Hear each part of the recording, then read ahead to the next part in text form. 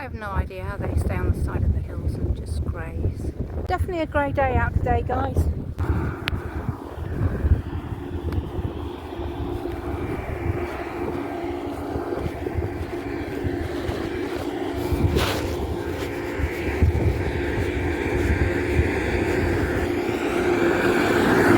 It is absolutely gorgeous out here. It's very windy and it is quite chilly.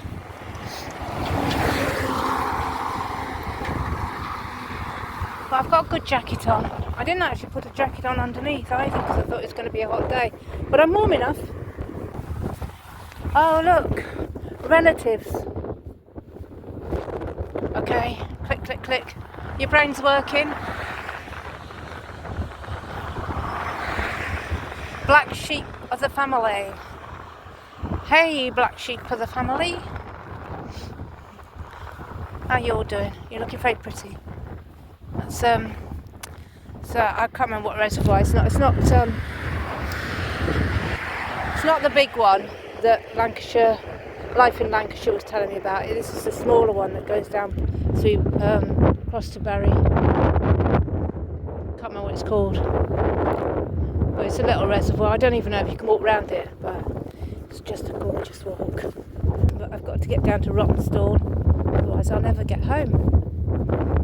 Hey, how you doing? Lots of us. So, from here on, this area becomes Rossendale.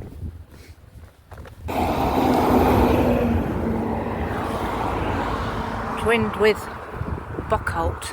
Okay, whatever that is. Okay, so it's called Clough Bottom Reservoir, if you can see that I've just walked past. I'm on my face camera, you know, the one that doesn't work well, so I'm just picking up bits and pieces as I head down to Rottenstall. Says 3.4 miles. I think it's an hour and 17 minutes if I take some hills, or an hour and a half if I just keep to the roads. I'll see if I can find the hills okay, because these paths off I tend to get lost. But it's coming up on paths on Google, so hopefully it's going to be like a proper path and I'll be able to not get lost. We'll see how it goes. Oh, I'm happy this morning because I'm walking downhill instead of uphill for once. So I'm happy. So here I am out in the wilds of Berryland. How are we all doing? I want to check now that the sound is working okay. Okay, so this is a hopeful start. To me, this is just a glorious morning. As long as it doesn't rain, because the walk's lovely. I'm not going to overheat on this, but I don't want to get wet.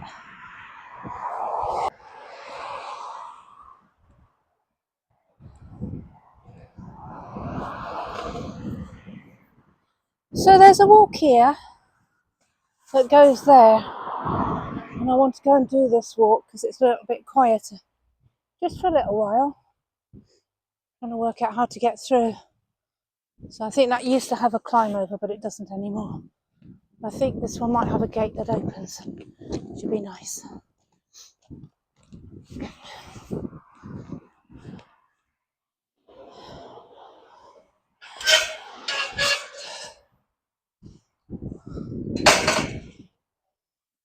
Yeah, all good. So I hope you're all keeping well. Okay, so hopefully I've sheltered the microphone in the wind, and you'll be able to hear everything I have to say. I will check before I walk back, because I've got to walk back and then get the bus, or walk down to Rottenstall to get the bus back to Bury. So yeah, you haven't really heard from me very much for the last couple of weeks, and I have been very, very stressed, and I've been struggling with what to do. So a couple of weeks back, Dan was being his horrible self, loud and noisy at 2 or 3 o'clock in the morning in the kitchen, weed smell. I was having terrible palpitations, And I was having terrible palpitations. So in the end, I decided to actually email the landlord. I didn't text him this time. I thought I'll keep it official. So I emailed him and I said, please have a word with Dan. I'm really struggling with my health, getting terrible palpitations.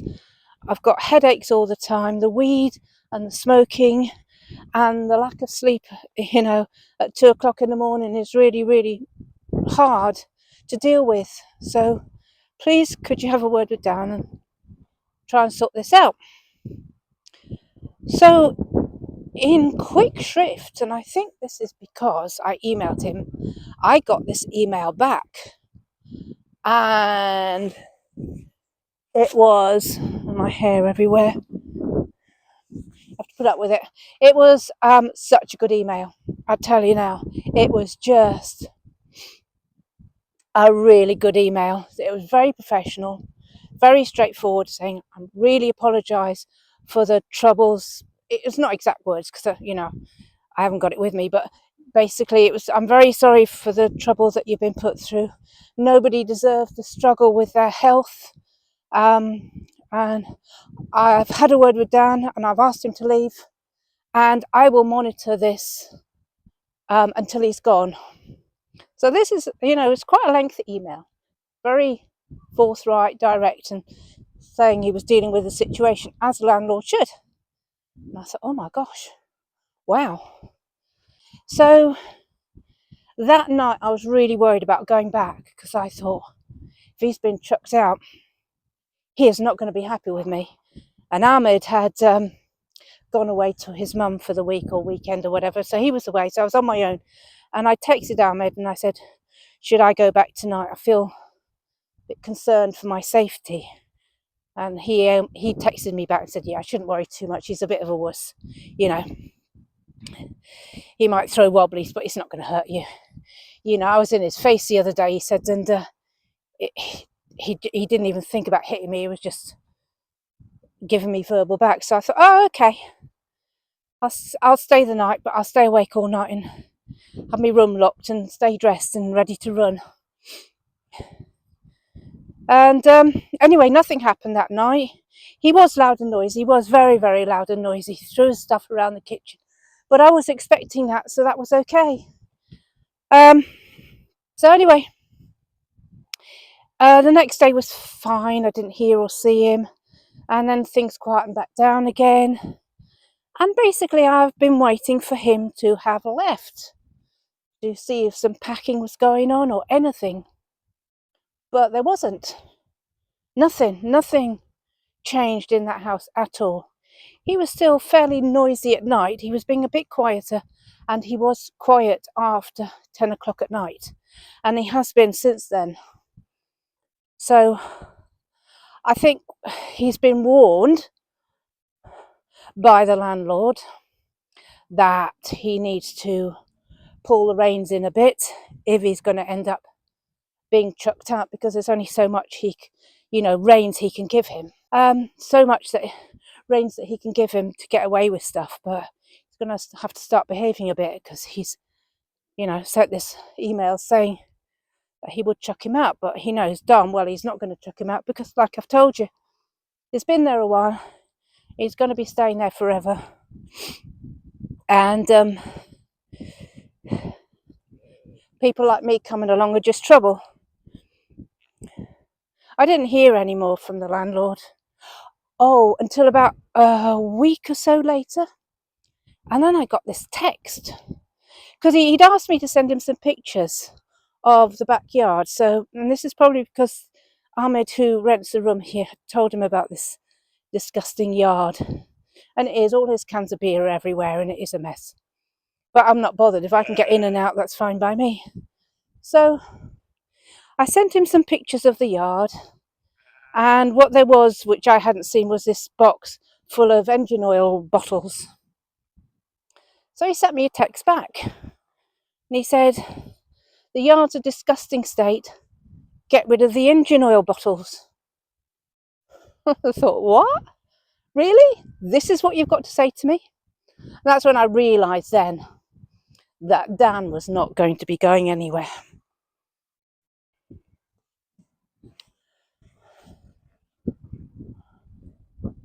Isn't it gorgeous out here? It's very misty. I don't know if you can see it.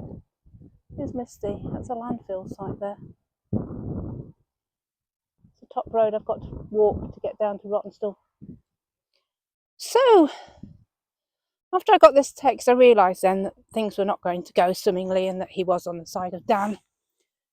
So anyway, I sent him a shitty text back. I said something like, it's annoying me. So anyway, I sent him a shitty text back then saying, the engine and oil is not mine, has nothing to do with me, and anything that anybody has left or done previous to me coming is their mess and I'm not clearing it up. So I'm not clearing other people's mess up. I'm not the skivvy. I'm not the cleaner. You want me to be the cleaner? If you want me to be the cleaner, you'll have to pay me. I don't know whether I'd even be the cleaner there because Dan would just make it as filthy as possible whenever he could. But I keep things clean as I can. But anyway, yeah, I sent him this text back and said, I'm not cleaning up after anybody. Dan can do it. Dan's been here the longest. You want it cleaned up? Ask Dan. So of course I never heard from him again. And nothing changed in the house. Except the smoke was really, really bad. Oh, it was getting to my chest. I was starting to cough again. I was having headaches. I think it seeps up through the kitchen. Anyway, I decided to go on to one of the room rental places and advertise the fact that I was looking for a room because I thought I'm moving out. I've had enough. I can't tolerate this. So I advertised and I had a few answers, and on Sunday, this Sunday last, which was like 5th or 6th of October, I went down to look at a very good potential one in Derby. So I went to look at this room and it was in this fella's house and there were 3 rooms. He had one. There was another lady lodger who had another, and then there was this room which was $350 a month.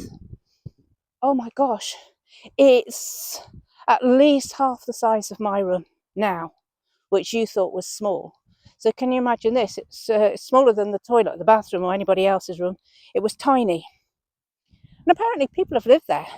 He had a girl who lived there 2 years before that, and he had someone else who lived there before that for a couple of years. I'm just checking, just looking. So I'll walk back in a minute, otherwise I'm never going to get back, am I? So it's gorgeous, isn't it? Yeah, so had a look round, and it's a big house, and there's like a big garage where I could store everything, so I wouldn't have to use my storage. And the bathroom was lovely, and everything was neat and tidy. And he's an ex-copper and a really nice fella. And I was really drawn to the fact that it was so cheap, and I can live literally anywhere. I mean, it was like a tent with a higher roof, so I could stand in it basically. And I thought, yeah, I had a chest of drawers and a bed. I thought, yeah, I can do something with that. So we chatted about it, and he said, there's no extra bills, that's it, that's your lot. And I thought, wow, that's extra money for me to spend. But yeah, I have come back and I have thought it over, and there are a few things that do concern me. One of he had 2 doggies. Oh yeah, he had 2 doggies. They were lovely. They were spaniels, Willow and Oakley. Gorgeous. Absolutely gorgeous. Fell in love with them straight away. Sorry, Cassie, I always love you forever. But, no, but they were lovely. So, I sort of said, yeah, that's fine. I'll walk them. I'll let them out. And they had some chickens and they were lovely. But, no, what concerned me was, one, was that all the bedrooms were open. All the doors were open. Now, I've lived in houses where everything is locked and kept locked. And I don't think my room had a lock. So that concerned me. And the other thing that concerned me was that lady who was supposed to be there, who rents the place, wasn't there. So I never got to meet her. And the more I thought about it, the more I thought, if this is a bad situation, then I'm going to get myself stuck here in this bad situation with nowhere to go. And also I've got to move everything down and start all over again. And I thought, should I stick with the devil I know? So I had a sleep last night. I woke up this morning and I thought, yeah, that's what I'm going to do. I'm going to try and sort my room out to make sure that the smoke doesn't seep up through the kitchen. Put sound barriers on my door. Work at doing my room up, really, basically, and seeing if I can get through the next few months without having to move. I was thinking of just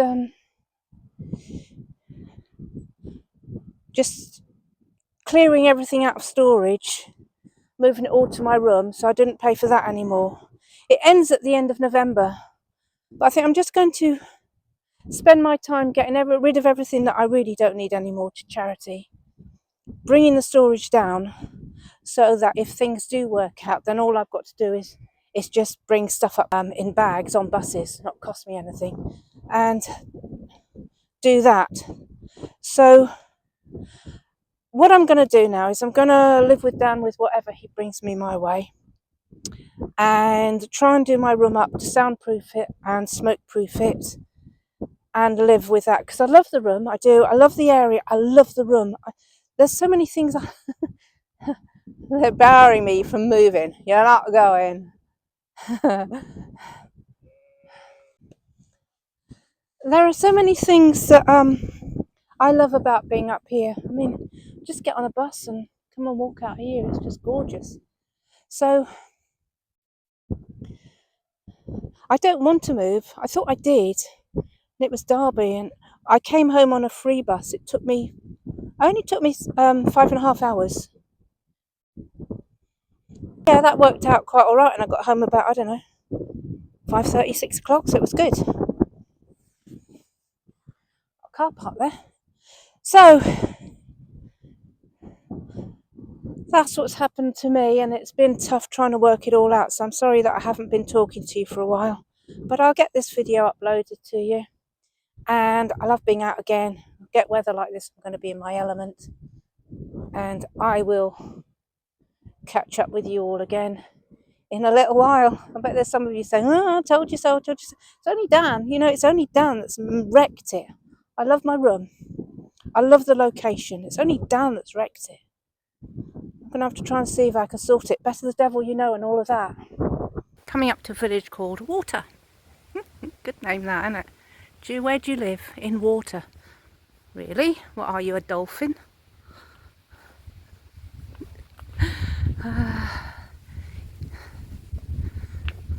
So where, Talon? That's what I was trying to think of.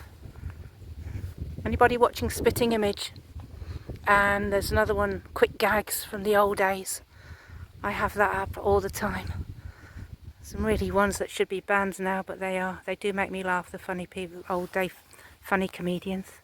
There we are, Water, walking through here now. Okay, it's in bed.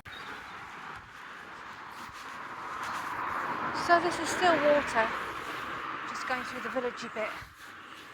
Hopefully I'll find a shop.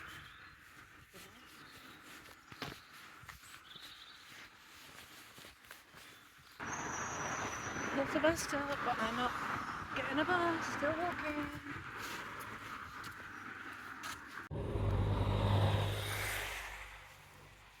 So this is Lum. I missed the sign.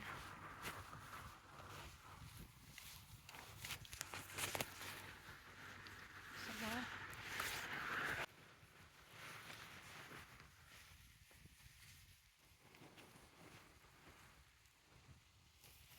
Oh, that's sad, it's closed down. Hargreaves Arms.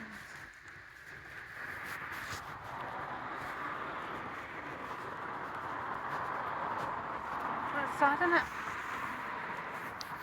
Yeah, look. It says closed.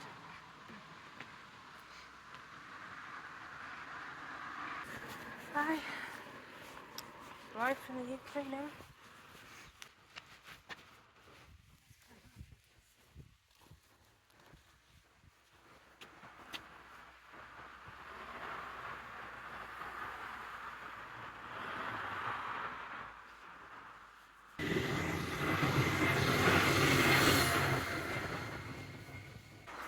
doorstep boxes, you know, where you could choose a number, pay by card. And I assume it's, you know, the box would open. But that was really clever. So, if you're a walker, you need a drink. All the bottles were glass, so you have to be careful of that, but still, it's a drink, isn't it? Milkshake. Very clever, that. And free range eggs. Just going through Lumb. WMB Lumb.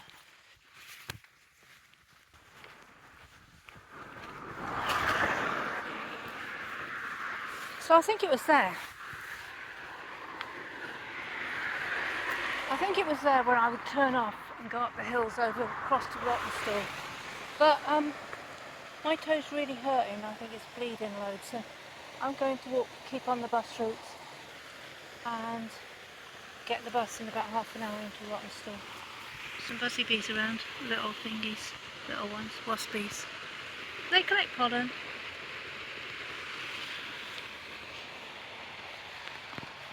Yeah, so I'm just going to walk the road now till I get to the bus time and then I'll wait for a bus.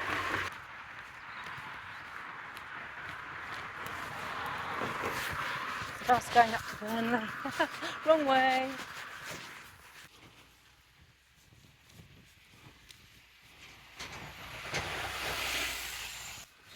I think I'm coming down into New Church. Is that what it was called? I can't remember without looking at the map. But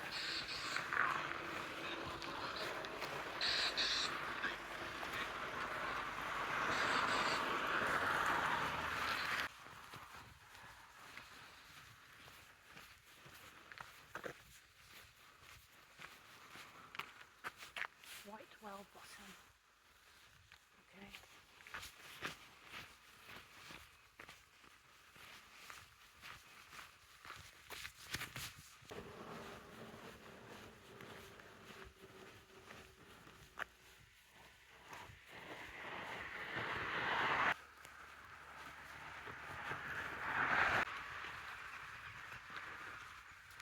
Morning, boys. Morning. Yeah, all right.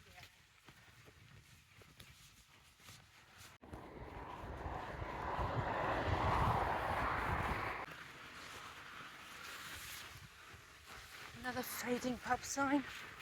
Don't know if it's open still. The Roebuck.